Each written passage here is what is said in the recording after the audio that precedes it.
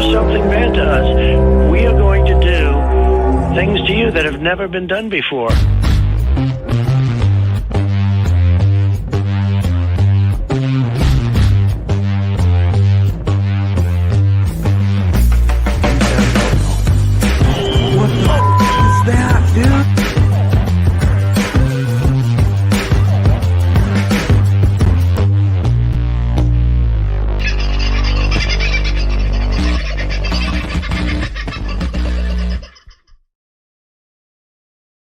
G'day, folks. How are you?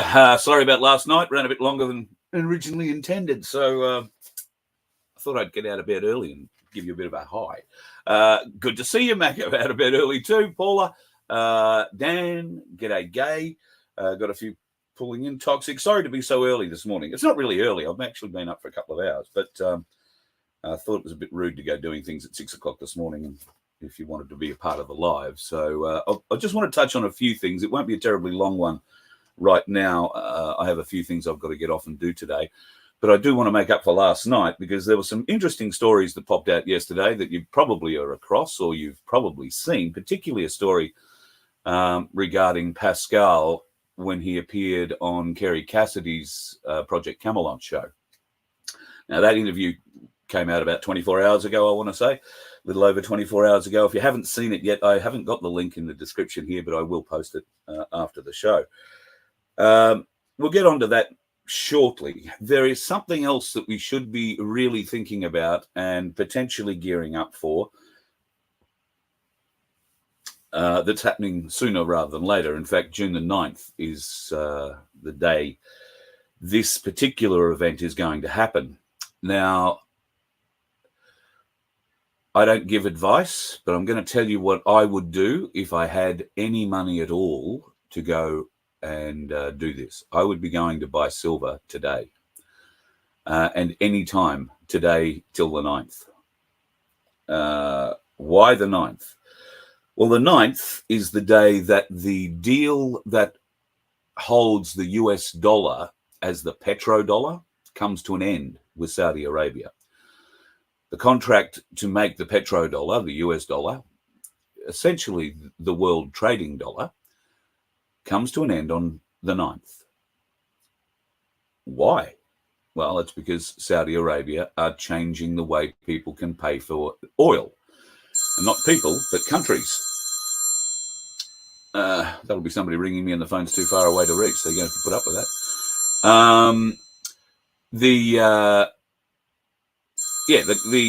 The issue with Saudi Arabia is that they now, along with the UAE, now want the world to pay for their oil using gold, the gold standard, as opposed to whatever they're paying for at the moment, which is US dollars. They pay for whatever oil they buy in US dollars. That deal comes to an end on June the 9th and isn't being put back in, isn't being rejuvenated, isn't being reinvigorated. In fact, it's being turfed. So what do you think that's going to do to the US dollar? Well, I would expect another jump in precious metal prices. And I'm no analyst, but that's what I would expect. So just between us, I would flip over and buy a little bit of silver. Let me just see what the price of it is today. Right now, the spot price is back down to $43.36. So that's down $4 from what it was a bit over a week ago. I would expect that to push back up again pretty quick. And the spot price of gold is at $34.99 or $3,499.33. I would expect both of those to jump in the coming days. So I would try and get some of that into your hot little hands if you possibly can. The petrodollar is dead. So the US dollar as a way of trading internationally is dead come June the 9th. I'm sure the Americans will try and keep it going, but they can't prop it up. They've got nothing to prop it up with. So I think we're going to see a bit of a change. And it will go back to a gold base, which I don't think is a terribly bad thing, just between you, me, and the gatepost. Now, why is this such an interesting thing on a number of levels? Well, this has been going on for some time. This dates back to at least some of its origins date back to the 2008 global financial crisis, where America got into a low-doc loan problem issue, and many people lost their houses. Many people lost money. America's debt was huge, beyond huge, enormous, something they could not trade their way out of. What happened? China bought all that debt. Now, a few years later, when the economy had turned a little bit and the Americans decided that they wanted to release the noose around their necks a little bit, that debt noose that China was holding, and that is how China managed to get so many great inroads into the US, because they held that debt over the US's head. The US knew that they were being corralled, if you like, that way. And the only way to stop that corralling and to regain some control of their own futures was to repay the debt that China had paid, to take control of the debt.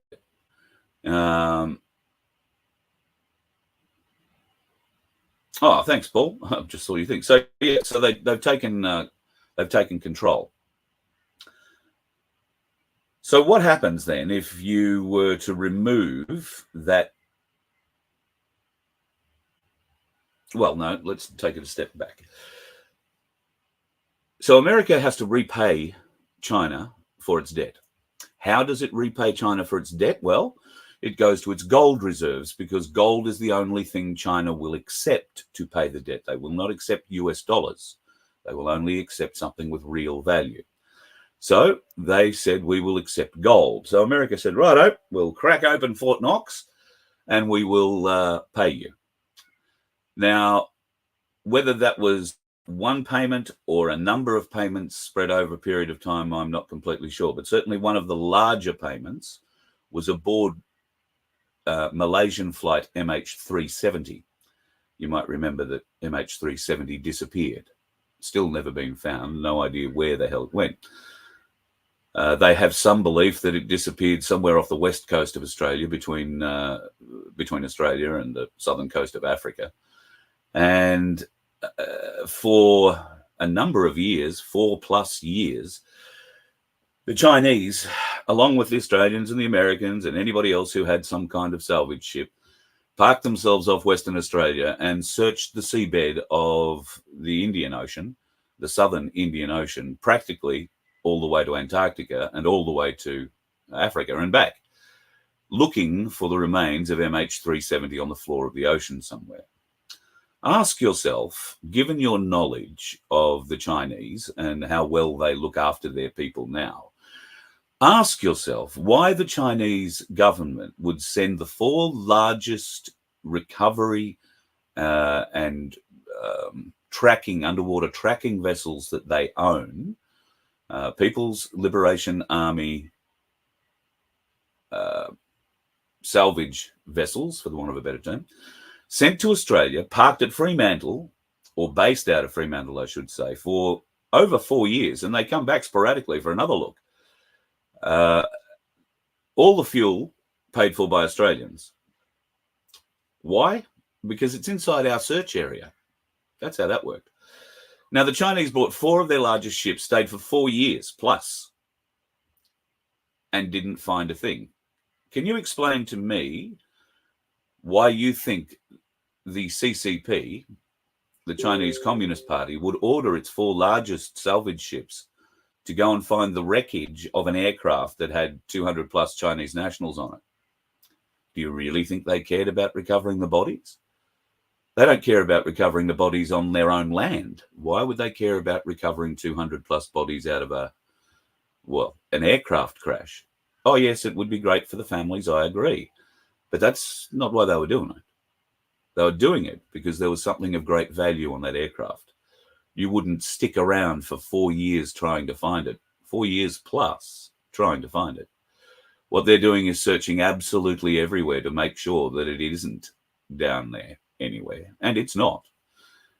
In my opinion, MH370 was hijacked and flown to Diego Garcia, where it was unloaded and the gold sent back to America. Now that leads to another story. Why would America try and rob the Chinese like that? Well, what if the gold that America went to Fort Knox to pull out and put on the flight to pay China for all the debt wasn't in fact entirely all American gold? What if America didn't have that much gold, but Fort Knox and a couple of other places in America store large amounts of gold on behalf of other governments? Lots of other governments. Now, France, Germany, and a few others had quite large gold deposits in the American gold depositories.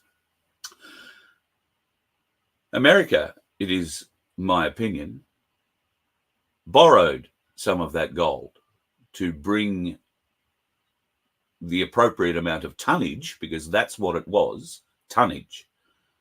There was over 20 tons of gold on that aircraft. 20 tons of gold. So America couldn't let that gold get to China, because at some point the countries that they had borrowed the gold from would want it back. They might want to turn up at Fort Knox and just look at it and discover that their cage is empty. So it became paramount that that gold never got to China, but the Americans looked like they'd paid China back. So to all intents and purposes, America put over 20 tons of gold on this aircraft flown from America into Kuala Lumpur, I think it was. And then from Kuala Lumpur, it was a direct flight to Beijing, except it didn't go to Beijing. It never made it. So I believe that that aircraft, along with a few other things, is in an underground hangar at Diego Garcia. None of the people on board will have been allowed to live. They will have been killed early in the flight in the ways that have been suggested by the weird pilot who supposedly crashed somewhere into the Southern Ocean. There is nothing like that happened. Nothing like that. And we can go on and have conversations about bits of wreckage that have washed up supposedly and all that kind of crap. We can go into that if you really want. Now's not the time. It's a very interesting form of investigation, aircraft crashes, and to find flaperons and things like that completely undamaged, washing up on little deserted islands in the middle of the Indian Ocean doesn't really work. So yeah, there is a lot of questions about that. And MH370 plays a significant role in that.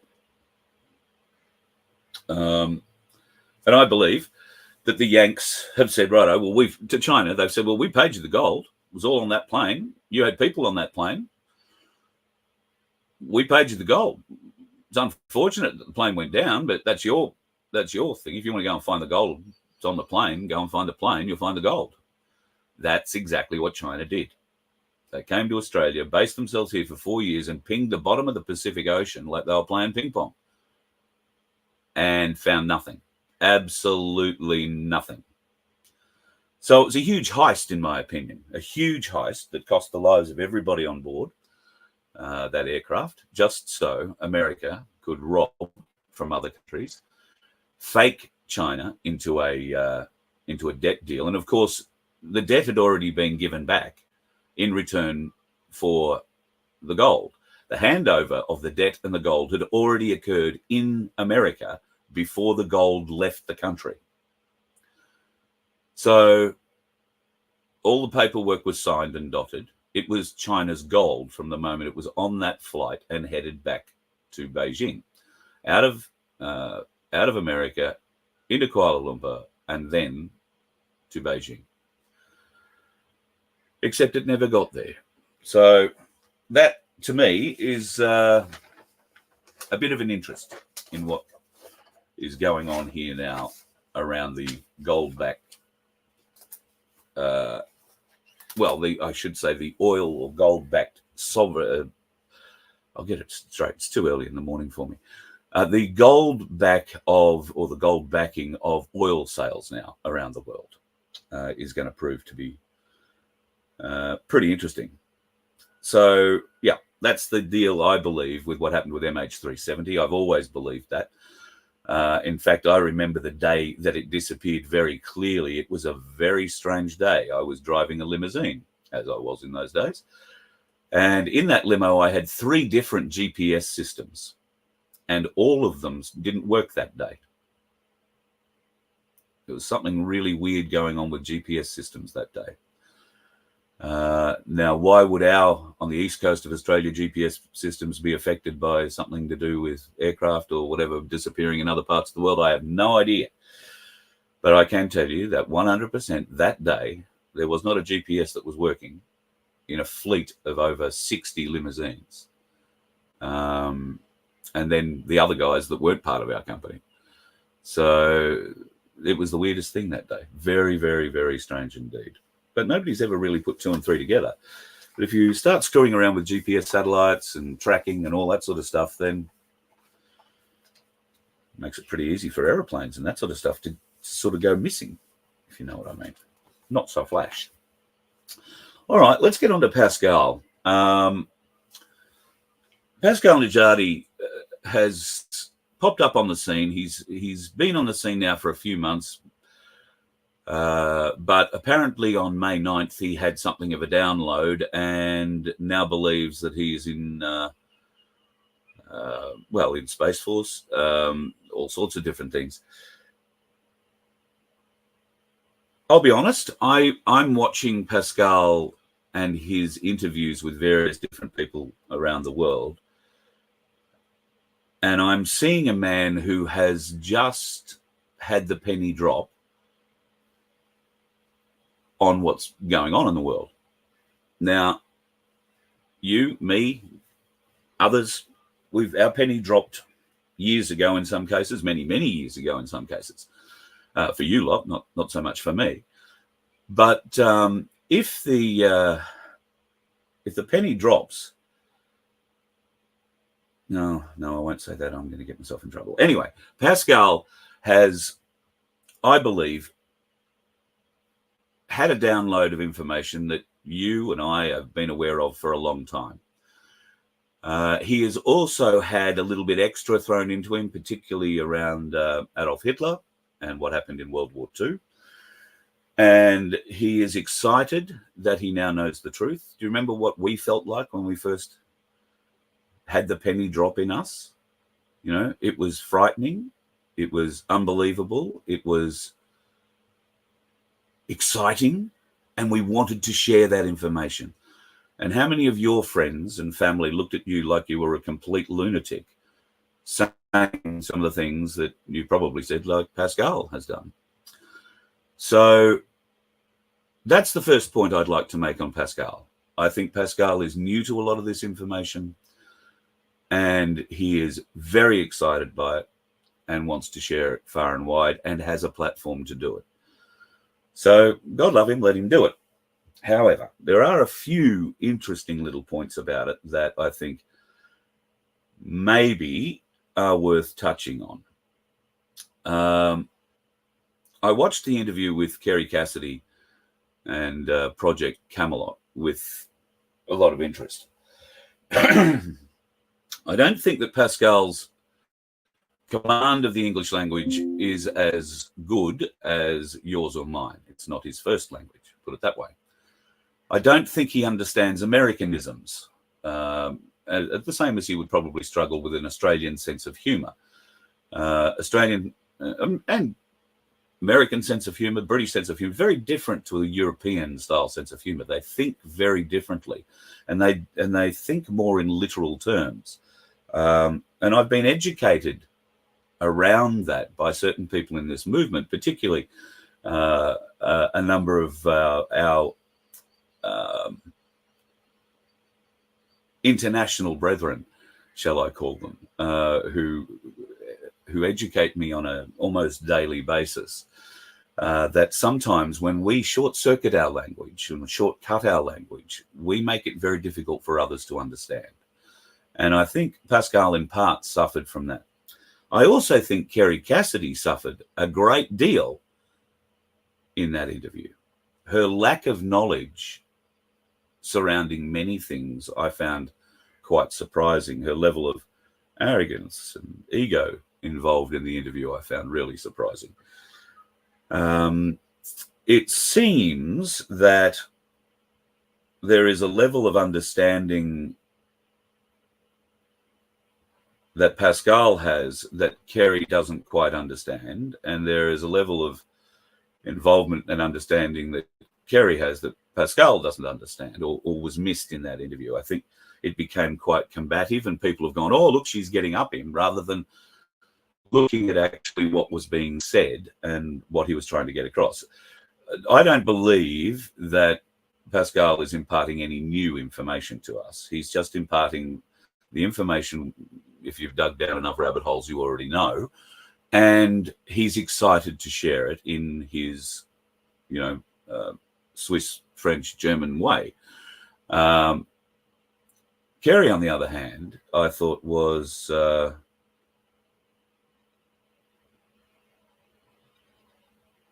lacking in her understanding in key areas of what's going on. If you watch that interview, Kerry Cassidy, Project Camelot, if you watch that interview, you will find that they get into a conversation about Hitler, Second World War, the murdering of the Jews, yada, yada, yada, yada, yada. Now, Pascal brings up some very interesting points. And when speaking about the Jewish nation as such, he makes some pretty broad and threatening statements to people of the Jewish persuasion. However, I believe what he was trying to get across, and which Kerry Cassidy clearly does not understand in any way, shape, or form, that there are two books in Judaism. There is the Torah, which is a good book, and then there is the Talmud. And the Talmud is not a good book. Not for anybody who is Goyim, like us. Goyim, cattle. That is how we are referred to by followers of the Talmud. And there are a lot of followers of the Talmud. The Talmud is a Satan-worshipping document, a Satan-worshipping Bible. Kerry Cassidy doesn't seem to understand the difference between the Torah and the Talmud. And while, as a Christian, turning the other cheek is something that is profit forward, I agree. What is the benefit of keeping Satan worshippers amongst us? Because they are dedicated to everything we are not. They're dedicated to the absolute opposite. So when Pascal talks about killing the Jewish people off, and I think it may have been lost in the translation a little bit with him, I don't think he's referring to all Jewish people, but I do believe he is referring to every Talmud follower. So, and that would be something I would support. I think there has to be a trial. There has to be demonstrations of, your involvement in such evilness. But I don't think you're going to find too many people who follow the Torah needing to front a trial on that regard. But the Talmud is a whole different ballgame. And if you don't know the difference between the Torah and the Talmud, then please do. The secret is contained in the Torah. In the Talmud. And if you have a listen, and I've played it here many times, the good rabbi who tells you exactly what the Talmud preaches and exactly how those following it are following it to the letter. That is why we are seeing child sacrifices under synagogues, amongst other things. So, yes. Have I heard of the Patriot Pacification Program, Mikhail? No, I haven't. That might be something worth looking into, although I do see the patriot pacification going down in Australia at the moment. Free speech looking to be curtailed again. And of course, we have these leading bunch of assholes who claim to be leading our country to a better future, now signing us up to the World Health Organization's pandemic treaty, in spite of all the nation's feelings about it. And didn't I warn you when I said last week, and I see some troll has got on there and made a comment, I did warn you last week that when they said, oh, you know, we've escaped this pandemic treaty, it's all good. I said, just watch, that's the left hand, watch what the right hand is doing. And sure enough, the right hand came up, jammed it right up us, and we're in for digital passports. Do you know what they call it in America? They're not referring to it as digital ID. They've renamed it real passport. Have you got your real ID? That's what they've called it. Digital ID is called real ID in America. Oh, have you got your real ID? Oh, you're going to need your real ID. And you're going to need your real ID to fly domestically in America from next year. Now, there is a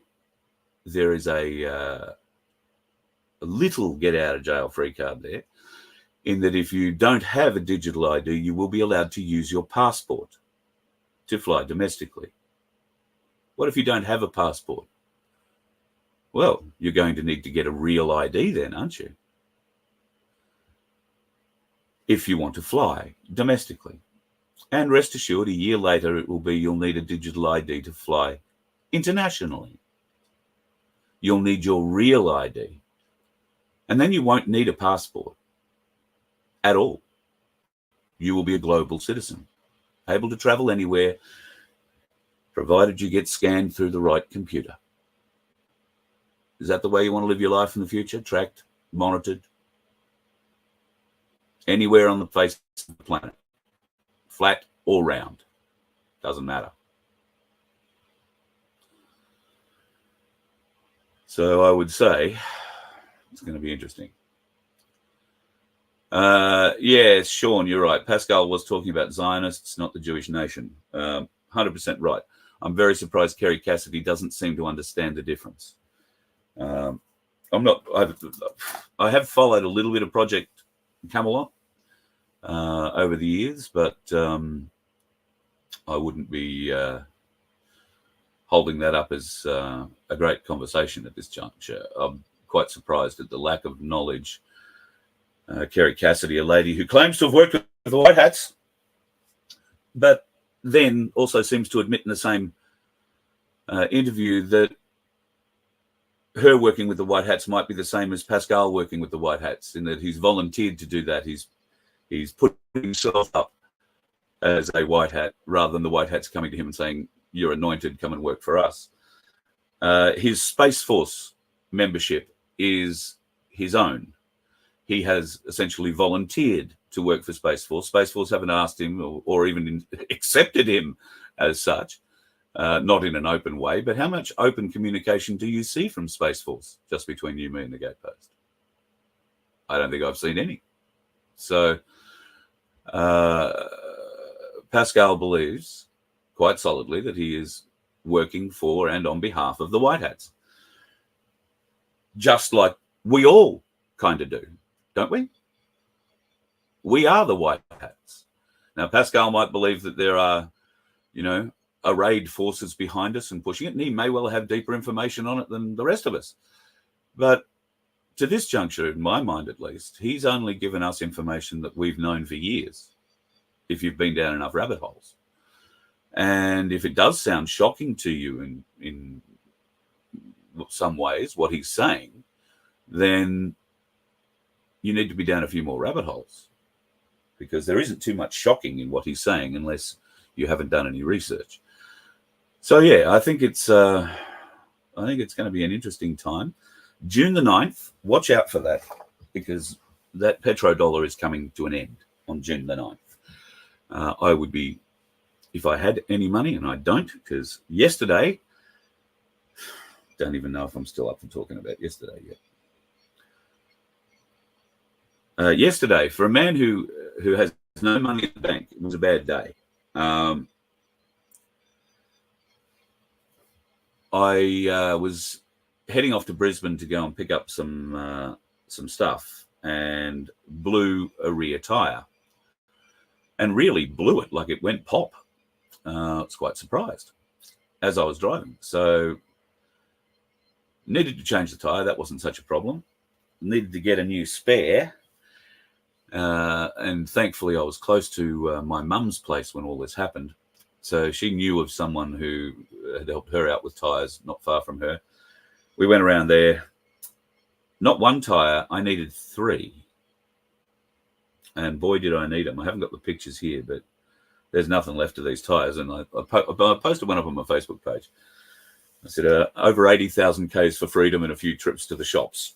And there's nothing left of that tire. And the other rear was the same way. So yesterday was a particularly painful day in a lot of ways.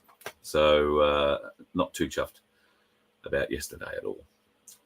It's put a huge hole in plans that we had to be places. And yeah, it's just created a real issue. So yesterday wasn't a good day.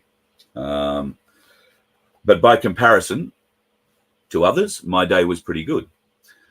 Another dear friend of ours, you might recall I had some white hats that I was selling for a friend who was going through a breast cancer issue. We sold quite a lot of those hats, and still have a few left.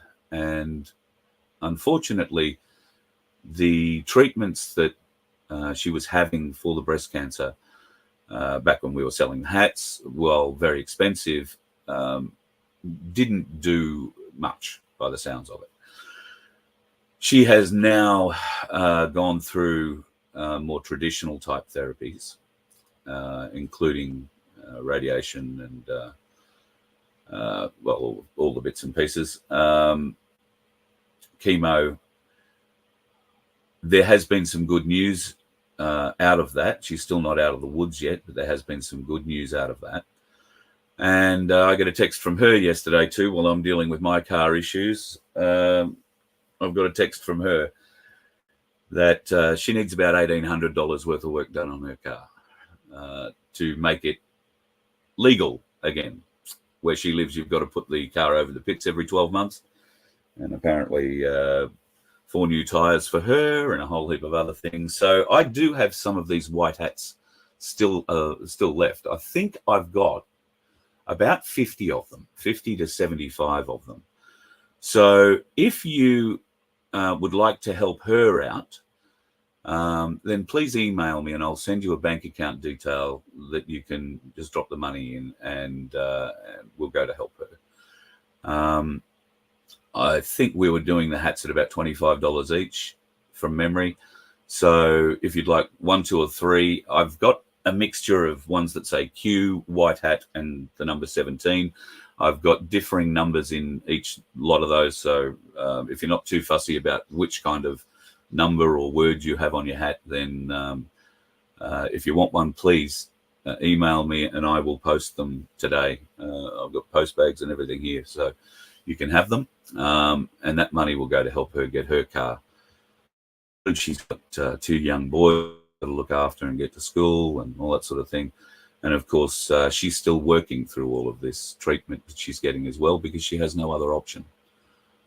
It's so when I say I've had a bad day yesterday, I feel pretty shitty for saying that, because my day was an outstanding day compared to hers, and many of you, I'm sure. So I don't want to say I've had a bad day, because my bad days are not bad, not by comparison to many of yours. But I know we're a good family, and I know that we can help when we can. So if we can help her out with this little bit, I mean, I'm not going to sell 50 hats for $25 and pay off her car, obviously, or get her car fixed. But every little bit will help, and that's about all I've got today to help. So if you can help, let me know. Carl@vofhq.com. I'll send you back a bank account that you can deposit money into, and she will get it. Be that simple for that. All right, folks, I do have one of those days today where I've got a lot of ugly things I've got to do myself. We will talk a little later this evening, but I'm going to be fairly knackered by the end of the day, and I'll probably be in a bad mood. It's one of those things today. We're going to have a day. I'm not looking forward to it at all. Anyway, thanks for popping up early this morning. Hello to Beck Freedom, who I saw pop up in the chat early. Beck, I'm going to give you a call today. We need to have a chat. And that might be in the next hour or so, just between you, me, and the gatepost. I hope if you are free, you are. If you're not, you're not. That's an interesting thing to find out. I heard something similar yesterday about that myself, Sunflower, that in Japan they would prefer you pay cash, not card. That must be very difficult, I would say, for the tourism industry over there. It would be... well, I suppose no. Cards are only have been around for the last 30-odd years or so. Cash would have always needed to change hands, so it shouldn't be too difficult, you wouldn't have thought. Sunflower, Kerry Cassidy, so harsh in her questioning. Yes, she does come across as Gina Hardface bitch, doesn't she? And arrogant. A level of assumed knowledge, I think, is probably the way that I would describe Kerry. And I'm not looking to bring her down or whatever. It's just not my style.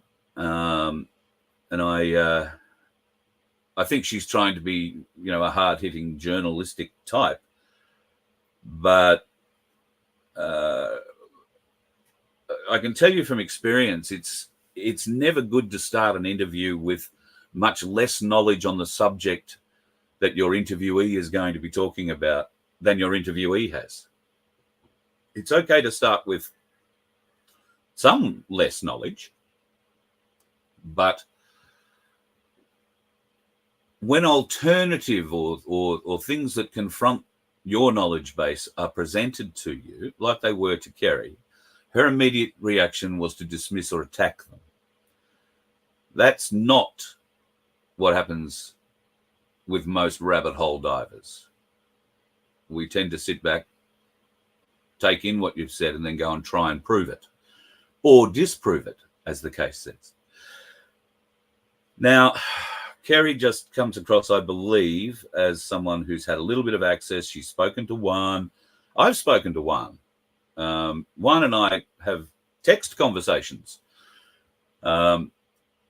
We've tried a couple of times to try and get it together to do a recorded conversation. For one reason or other, it doesn't happen. I find that rather interesting and intriguing because I have sat up all night waiting for him to turn up for an interview, and it never happens. But I understand too, 107 might be a very busy man and doing what he's doing. Do I know what Juan's doing? Certainly don't. That's one of those times where having less idea about what your interviewee is going to talk about can be interesting to work with.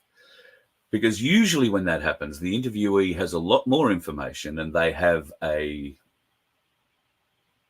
line that they want to push. They have a particular story or a particular feeling that they want to leave you with. And that's why they tend to do all the talking and the interviewer tends to sit back and nod their head a great deal. Juan strikes me as one of those types, and that's fine. He does have an awful lot of information to impart, and most of it I find very, very interesting. One day we will get it together and he'll be on the show, or he won't. I'm not going to cut my throat over getting Americans on here to talk. They have a platform. It's called Ricardo Bosi. Ricardo Bosi has been preparing the Americans for his arrival now for 2 years or more, ever since he stopped talking to the alt Australian media, right? All of us. He shunned us all, abused us all, called us all whatever, gave us names, and then used intimidation to try and stop others who might have been working with these people from working with these people, if you ever wanted to have anything to do with him again. Well, I don't know whether or not he's getting on a jet plane with his spiritual advisors and heading overseas, but I can guarantee you this. He has spent the last 2 years priming the American audience, right? And particularly the evangelical audience. Now, God bless America. God bless the evangelicals, but they'll give you $5 for saying hello to them, and they'll give you $10 a word for every word you spend after that, that you say after that to them. If they believe in you, and he's got all the bells and whistles to be believed in, a light bird colonel from the SAS Special Forces. You say Special Forces in America and people just go, oh, wow. If you drill down into his Special Forces service, you might not be so, oh, wow. But he has been priming that audience for 2 years, sowing the crop, so to speak, and just waiting for the invitation or the opportunity to go over there and do some public speaking events. Well, that's where the money's going to come rolling in. He will reap what he has sown by going to America and rolling around with the patriots that he's been cultivating for the last 2 years. I'm saddened that my American counterparts do not understand this. I'm saddened that they have been bluffed by him into believing the bullshit that has been spread by him and others. And I'm saddened that our American colleagues are not smart enough, not interested enough, not enough to push for the truth. They are enamored with this Australian light bird colonel, who incidentally pushes himself as the next leader of Australia on those American shows. Now, there was a time where I would have supported Ricardo Bosi as the next leader of this country 100%. It was a short time because leaders have to communicate. Leaders have to listen. Leaders have to be flexible. And I didn't see any of that in the Bosi style of leadership. What I did see was, you will do it my way or you will be thrown out. You will be cast out. You will be tarred as a Freemason or some other kind of secret society flunky, and you will not have a future with A1. Well, now that he's thrown most of the people out of A1 Australia who really were so committed to him that they would have laid their lives down in most cases for him, but because of the way he has treated those people, not just one or two, every one of them, there is no respect left. There is no love left. There is only loss. Loss that Ricardo Bosi is responsible for. He has taken the Australian people, those of us that followed him, for quite the journey. We all make mistakes in our journeys, 100%. Most of us try to rectify those mistakes. I don't think that's the case with Ricardo. I think Ricardo is going to run from this country because there is more coming. There is a lot more coming.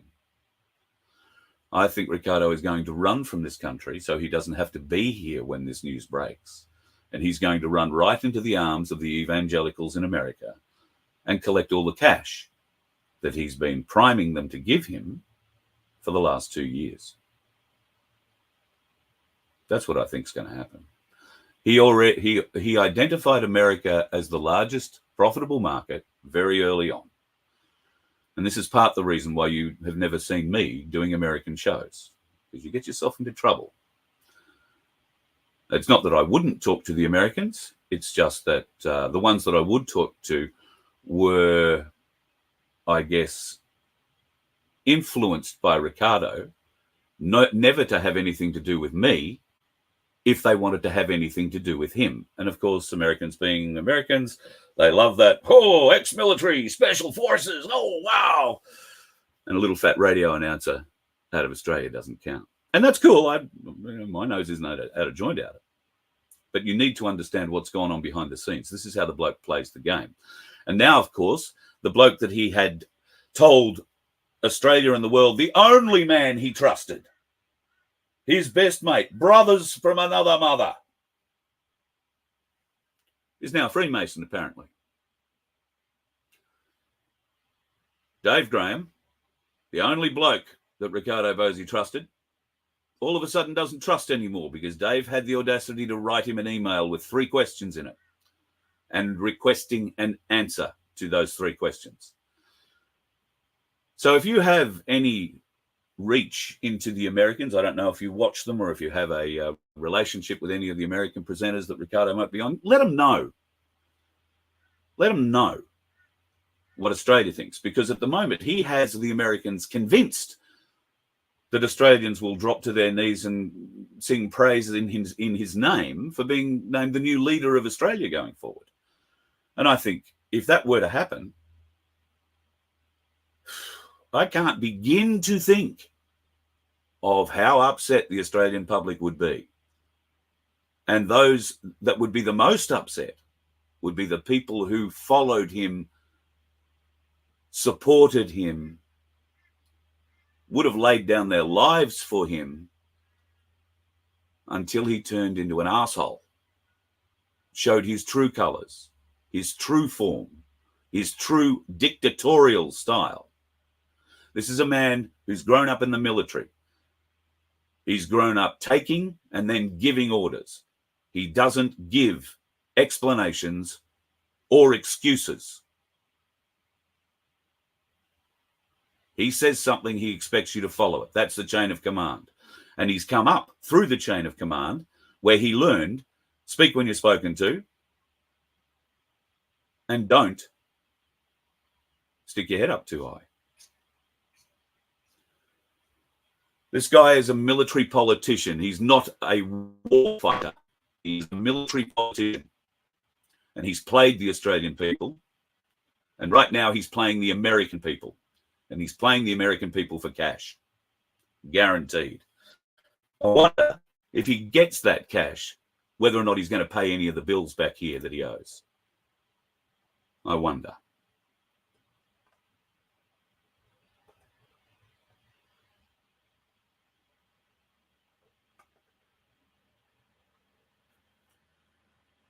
He talks about a moral society. He talks about character.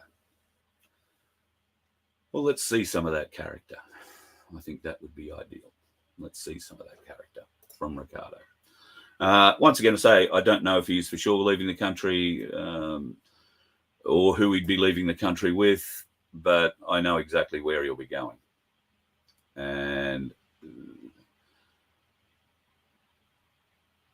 And if he does go there, there will be a lot of money flowing.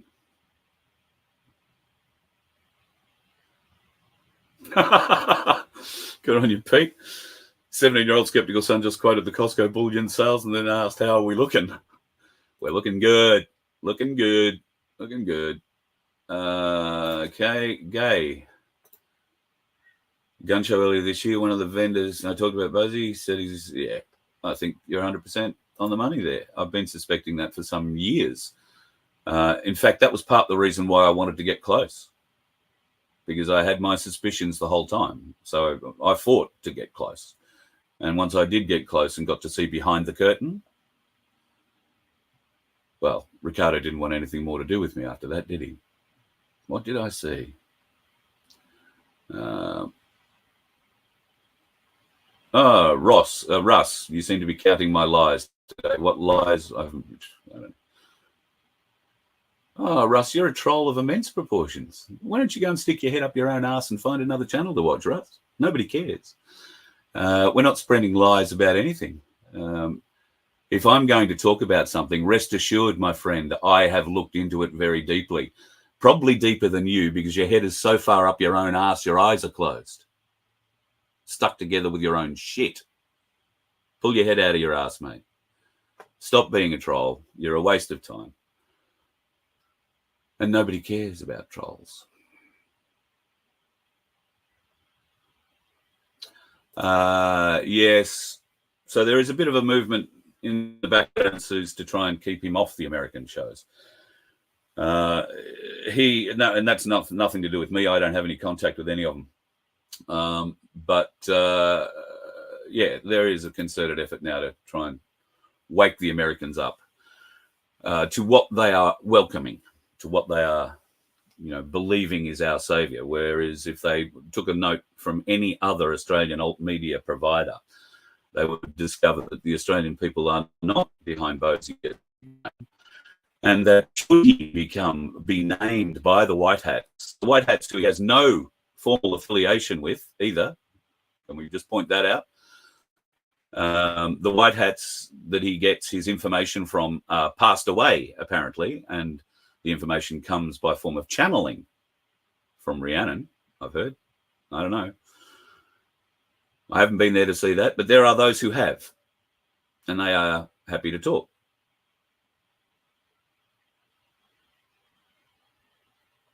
Yeah, Stephen, I think, has been on to Bosi for a long time. I think there's been a lot of people on to Bosi for a long time. The problem is you've attacked a military target front on. Right? Those people have attacked a military target front on and committed suicide against it, essentially, or have had very, very, very little impact. Very, very, very little impact.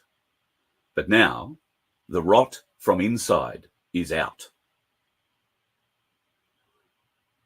The people who've been treated so poorly from the inside are starting to speak. And there are a lot of them.